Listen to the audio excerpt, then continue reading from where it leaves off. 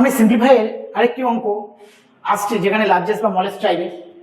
এইটা দেখো একটা প্রিপিলিয়ার টাইপের অঙ্ক, মানে এইগুলো পরীক্ষা আসছে স্যার ঠিক কোনো যা বর্গমূল আছে, নর্মাল আছে, আবার স্কোয়ার আছে। এই মিক্স অঙ্কগুলো এখন চাকরি পরীক্ষায় বেশি ইম্পর্টেন্স। একে স্কোয়ার আছে, একে স্কোয়ার আমরা কত জানি, এক। স্কোয়ার থাকলে ডান দিক থেকে এক ঘর আগে পয়েন্ট থাকলে স্কোয়ার হলে ডান দিক থেকে দু ঘর আগে পয়েন্ট হবে, দুবার নেই তো, তাই শূন্য ফেলে একটা পয়েন্ট লিখবো, আর এখানে জিরো আছে, জিরো বসিয়ে দেবো।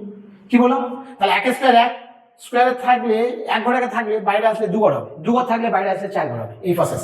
আর বর্গমূলের ক্ষেত্রে 121 11-এর বর্গমূল, বর্গমূলের থাকলে হাফ হয়ে যাবে। কখন আগে দশমিক, 1 2 3 4 ঘর আগে দশমিক, বাইরে আসলে দু ঘর আগে দশমিক হবে, তার আগে শূন্য ছিল শূন্য বসিয়ে দেবে। এটা কিছু নেই, যা আছে তাই বসিয়ে দেবে। আবার দেখো সে বর্গমূলে কি বললাম, 4 মানে 2, কটা ঘরে দশমিক আছে 1 2 3 4, বাইরে আসলে দু ঘর হবে, দু ঘর যদি না থাকে তাহলে একটা শূন্য ফেলে দু ঘর করে নেবে। ক্লিয়ার? আর এখানে শূন্য আছে, শূন্য বসিয়ে দেবে। এদের মধ্যে বড় কোনটা, এটা 11, এটা 12, এটা 1, এটা 2, তাহলে 12 এটা বড়, তাহলে অ্যান্সার আমার হবে 11 and 12, এই অ্যান্সার।